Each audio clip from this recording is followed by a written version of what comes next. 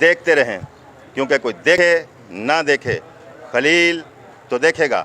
इस वक्त हम ननकाना साहब गुरुद्वारा जन्म स्थान के करीब मौजूद हैं। यहाँ पर इंडिया से सिख यात्री आए हुए हैं। एक बात मैं आपको बताता चलूँ कि ये सिख यात्री जो हैं हमारे जहाँ पर आबाओ अजदाद रहते थे बरास में, वहाँ से ये आए हैं। तो हम इनके नाम भी पूछते हैं और इनसे बात भी करते हैं। जी ਤੁਹਾਡਾ ਕੀ ਨਾਮ ਹੈ? ਅਮਰੀਕ ਸਿੰਘ ਜੀ।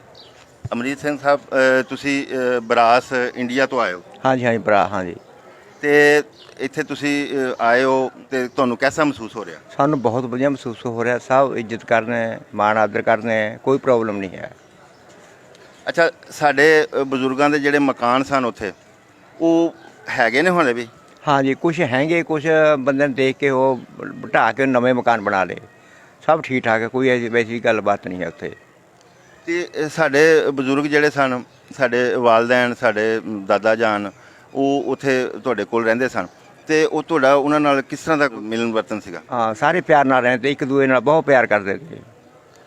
ਇਹ ਫਿਰ ਤੁਹਾਡੇ ਬਜ਼ੁਰਗਾਂ ਨੇ ਕੀ ਦੱਸਿਆ? ਸਾਨੂੰ ਸਾਡੇ ਬਜ਼ੁਰਗਾਂ ਨੇ ਦੱਸਿਆ ਕਿ ਜਿਹੜੇ ਉੱਥੇ ਸਿੱਖ ਰਹਿੰਦੇ ਸਨ ਉਹ ਸਾਡੇ ਨਾਲ, ਸਾਡੇ ਯਾਰ ਦੋਸਤ ਸਨ, ਅਸੀਂ ਇਕੱਠੇ ਖੇਡਦੇ ਸਾਂ, ਇਕੱਠੇ ਹੀ, ਮਤਲਬ ਹੈ ਕਿ ਕੋਈ ਲੜਾਈ ਝਗੜਾ ਕਿਸੇ 'ਚ ਨਹੀਂ, ਬੜਾ ਪਿਆਰ ਨਾਲ ਰਹਿੰਦੇ ਹੁੰਦੇ ਸੀ। ਹਾਂਜੀ ਹਾਂ, ਸਾਡੇ ਕੋਲ ਨਾ ਇੱਕ ਮੁੰਡਾ ਆਉਂਦਾ ਸਲੇਮਪੁਰ ਤੋਂ, ਮਨਦੀਪ ਸਿੰਘ, ਉਹਦਾ ਪਿੰਡ ਸਲੇਮਪੁਰ। ਉਹਦੇ ਪਿੰਡ ਤੋਂ ਬੰਦੇ ਉੱਥੇ ਗਏ ਮੈਂ ਪਾਕਿਸਤਾਨ, ਉਹਨਾਂ ਨਾਲ ਦੱਸ ਰਿਹਾ ਤਾ ਉਹ ਵੀ ਮੇਰੇ ਆਹ ਨਾਲ ਸਾਡੇ ਗੁਆਂਢੀ ਹੈ ਉਹ, ਵੀ ਇੱਥੇ ਮੇਰੇ ਬਾਬੇ ਦਾਦੇ ਨਾਲ ਗੱਲਬਾਤ ਹੈ ਸੀ। ਉਹਨਾਂ ਦਾ ਨਾਲ ਇੱਕ ਪੁਰਾਣਾ ਸਾਥੀ ਹੈ ਜਿੱਥੇ ਅਸੀਂ ਖੜ੍ਹੇ, ਇਹਨਾਂ ਦਾ ਮਕਾਨ ਹੈ ਉੱਥੇ ਸਲੇਮਪੁਰ ਦੇ ਵਿੱਚ। ਉਹਨਾਂ ਦਾ ਬਜ਼ੁਰਗ ਇੱਕ ਠੀਕ ਠਾਕ ਹੈ, ਜਿਉਂਦਾ ਉਹ ਇਸ ਟਾਈਮ। ਉਹਨੇ ਦੱਸਿਆ ਦਾ ਵੀ ਸਾਡੇ ਸਾਰੇ ਬੰਦੇ ਉੱਥੇ ਪਾਕਿਸਤਾਨ ਦੇ ਵਿੱਚ ਸਭ ਦਾ ਨਾਮ ਲੱਤਾ, ਇਹਨਾਂ ਦਾ ਬਾਬੂ ਜੀ ਦਾ, ਔਰ ਹੋਰ ਜਿੰਨੇ ਬੰਦੇ ਨਾਲ ਨਾਮ ਲੱਤਾ ਉਹਨਾਂ ਦਾ। ਅੱਛਾ ਜੀ, ਤੁਹਾਡਾ ਕੀ ਨਾਮ ਹੈ? ਸੁਖਚੈਨ ਸਿੰਘ ਜੀ। ਸੁਖਚੈਨ ਸਿੰਘ। ਤੇ ਤੁਸੀਂ ਉੱਥੇ ਇੰਡੀਆ ਕੀ ਕੰਮ ਕਰਦੇ ਹੋ? ਮੈਂ ਡਰਾਈਵਰੀ ਕਰਦਾ ਜੀ। ਅੱਛਾ, ਤੁਸੀਂ ਡਰਾਈਵਰੀ ਕਰਦੇ ਹੋ ਤੇ ਤੁਸੀਂ ਸ਼ਾਦੀ ਹੋਈ ਤੁਹਾਡੀ? ਹਾਂਜੀ। ਕਿੰਨੇ ਬੱਚੇ ਤੁਹਾਡੇ? ਇੱਕ ਗੁੜੀਆ ਜੀ। ਇੱਕ ਗੁੜੀਆ ਤੁਹਾਡੀ। ਤੇ ਸਾਡੇ ਬਜ਼ੁਰਗ ਤੇ ਤੁਹਾਡੇ ਬਜ਼ੁਰਗ ਉੱਥੇ ਇਕੱਠੇ ਹੀ ਰਹਿੰਦੇ ਸੀ? ਬੜਾ ਪਿਆਰ ਸੀਗਾ ਜੀ, ਆਪਸ ਵਿੱਚ ਲੋਕਾਂ ਦਾ ਪਿਆਰ ਸੀਗਾ, ਰਲ ਮਿਲ ਕੇ ਰਹਿੰਦੇ ਸੀ, ਕੋਈ ਰੌਲਾ ਨਹੀਂ ਹੈਗਾ। ਹੁਣ ਵੀ ਜਿਹੜੇ ਸਾਡੇ ਉੱਥੇ ਮੁਸਲਿਮ ਭਰਾ ਨੇ, ਸਾਡੇ ਦੋਸਤ ਨੇ, ਅਸੀਂ ਵਿਆਹਾਂ ਸ਼ਾਦੀਆਂ 'ਚ ਆਉਂਦੇ ਜਾਂਦੇ ਨੇ, ਇੱਕ ਦੂਜੇ ਦੇ ਮਿਲਦੇ ਵਰਤਦੇ ਨੇ, ਕੋਈ ਚੱਕਰ ਨਹੀਂ ਹੈ। ਜਿਵੇਂ ਆਪਾਂ ਆਪਸ ਵਿੱਚ ਲੋਕ ਰਹਿੰਦੇ, ਅਸੀਂ ਆਪਣੇ ਭਾਈਚਾਰੇ ਨਾਲ ਰਹਿੰਦੇ, ਉਹਨਾਂ ਨਾਲ ਵੀ ਉੱਦਾਂ ਹੀ ਰਹਿੰਦੇ, ਕੋਈ ਫਰਕ ਨਹੀਂ ਹੈਗਾ। ਹੁਣ ਤੁਸੀਂ ਇੱਥੇ ਪਾਕਿਸਤਾਨ ਆਏ ਹੋ ਤੇ ਤੁਸੀਂ ਕੀ ਮਹਿਸੂਸ ਕਰ ਰਹੇ ਹੋ? ਬੜੀ ਇੱਜ਼ਤ ਕਰਦੇ ਨੇ, ਬਹੁਤ ਪਿਆਰ ਕਰਦੇ ਨੇ ਸਾਨੂੰ। ਆ ਕੇ ਉਰੇ ਆਪਣਾਪਣ ਮਹਿਸੂਸ ਹੋ ਰਿਹਾ, ਨਹੀਂ ਲੱਗ ਰਿਹਾ ਹੈਗਾ ਵੀ ਅਸੀਂ ਪਾਕਿਸਤਾਨ ਆਏ ਹਾਂ ਜਾਂ ਅਸੀਂ ਉੱਧਰਲੇ ਪੰਜਾਬ ਹੈ, ਇੱਧਰਲੇ ਪੰਜਾਬ ਹੈ, ਕੋਈ ਫਰਕ ਨਹੀਂ। ਜਿਵੇਂ ਉੱਧਰ ਹੈ ਐਵੇਂ ਹੀ ਫਸਲਾਂ, ਮਾਹੌਲ, ਬੋਲੀ ਸਾਰਾ ਰਲਦਾ ਮਿਲਦਾ ਏ ਉੱਧਰ ਵਾਂਗੇ। ਹਾਂਜੀ, ਤੁਹਾਡੀਆਂ ਸਾਡੀਆਂ ਗੱਲਾਂ, ਪੰਜਾਬ 'ਚ ਤੁਸੀਂ ਰਹਿੰਦੇ ਹੋ, ਪੰਜਾਬ 'ਚ ਅਸੀਂ ਰਹਿੰਦੇ ਹਾਂ, ਤੇ ਮਹਿਸੂਸ ਨਹੀਂ ਹੁੰਦਾ, ਆਪਣਾਈਅਤ ਦਾ ਇਜ਼ਹਾਰ ਹੁੰਦਾ ਹੈ। ਤੇ ਤੁਹਾਡਾ ਕੀ ਨਾਮ ਹੈ ਜੀ? ਜਗਤਾਰ ਸਿੰਘ। ਜਗਤਾਰ ਸਿੰਘ। ਅੱਛਾ, ਜਗਤਾਰ ਸਿੰਘ ਸਾਹਿਬ, ਤੁਸੀਂ ਕੀ ਕੰਮ ਕਰਦੇ ਹੋ? ਮੇਰਾ ਆਪਣੀ ਨਾ ਮੈਡੀਕਲ ਸਟੋਰ ਹੈ ਜੀ ਆਪਣਾ ਉੱਥੇ। ਤੁਸੀਂ ਹੁਣ ਜਦੋਂ ਵਾਪਸ ਜਾਓਗੇ ਤੇ ਉੱਥੇ ਜਾ ਕੇ ਆਪਣੇ ਸੰਗੀਆਂ ਸਾਥੀਆਂ ਨੂੰ ਕੀ ਪੈਗਾਮ ਦੇਵੋਗੇ? ਉਹਨਾਂ ਨੂੰ ਇਹੀ ਵੀ ਇੱਥੇ ਬਹੁਤ ਇੱਜ਼ਤ ਮਾਣ ਸਾਡਾ ਕਰਦੇ ਆ ਲੋਕ, ਕੋਈ ਇੱਦਾਂ ਦੀ ਗੱਲ ਨਹੀਂ ਹੈਗੀ, ਕਿਉਂਕਿ ਜੋ ਵੀ ਹੈ ਸਾਰਾ ਸਰਕਾਰਾਂ ਦਾ ਹੁੰਦਾ ਹੈ ਨਾ, ਝੂਠਾ ਪ੍ਰੋਪੇਗੈਂਡਾ।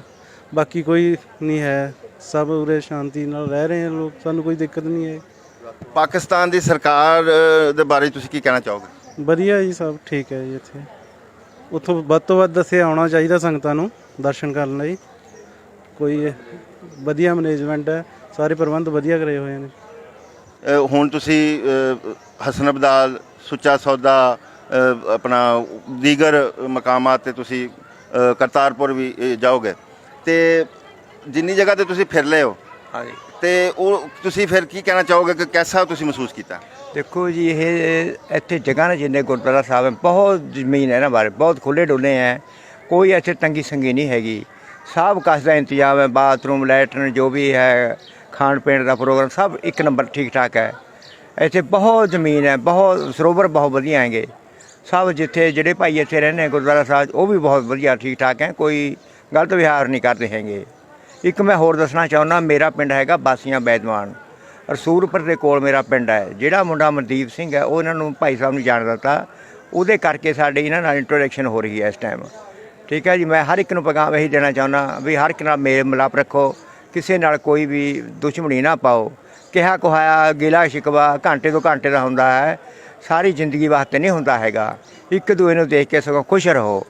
ਮੈਂ ਤਾਂ ਇਹੀ ਪੈਗਾਮ ਦੇਣਾ ਚਾਹੁੰਦਾ ਵੀ ਸਭ ਨੂੰ ਦੇਖ ਕੇ ਖੁਸ਼ ਰਹੋ। ਸਭ ਠੀਕ ਠਾਕ ਹੈ, ਸਭ ਇੱਕ ਬਰਾਬਰ ਨੇ, ਕੋਈ ਇਹੋ ਜਿਹੀ ਗੱਲਬਾਤ ਨਹੀਂ ਹੈ। ਸਾਡਾ ਇੱਥੇ ਪਾਕਿਸਤਾਨ ਦੇ ਵਿੱਚ ਜਿੱਥੇ ਅਸੀਂ ਰਹਿ ਰਹੇ ਹਾਂ, ਸਾਡਾ ਬਹੁਤ ਮਾਣ ਸਤਿਕਾਰ ਹੋਇਆ।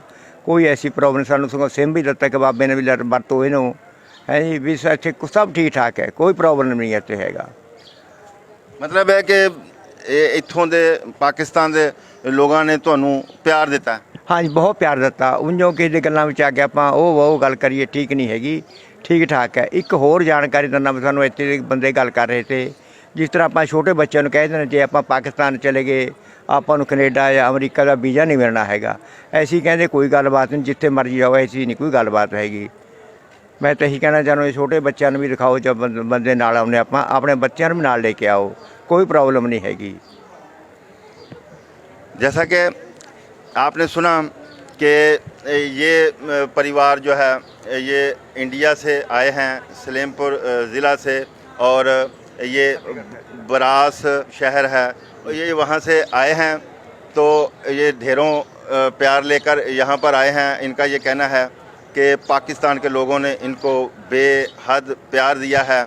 और एक बात मैंने पहले भी जो आपको बताई है कि हमारे आबाओ अजदाद, हमारे वालदैन, हमारे दादा जान जहाँ पे रहते थे इंडिया में, बरास में, तो ये लोग वहाँ से आए हैं और हमारी इनसे यहाँ पे मुलाकात हो गई है। तो ये भी बहुत खुश हैं, हम भी बड़ी खुशी महसूस कर रहे हैं कि ये हमारे आबाओ अजदाद की धरती इंडिया से आए हैं। तो नाज़रीन, देखते रहें, क्योंकि कोई देखे ना देखे खलील तो देखेगा। इसी के साथ ही अपने मेज़बान खलील अहमद सज्जाद को इजाज़त दीजिए। अल्लाह निगहबान।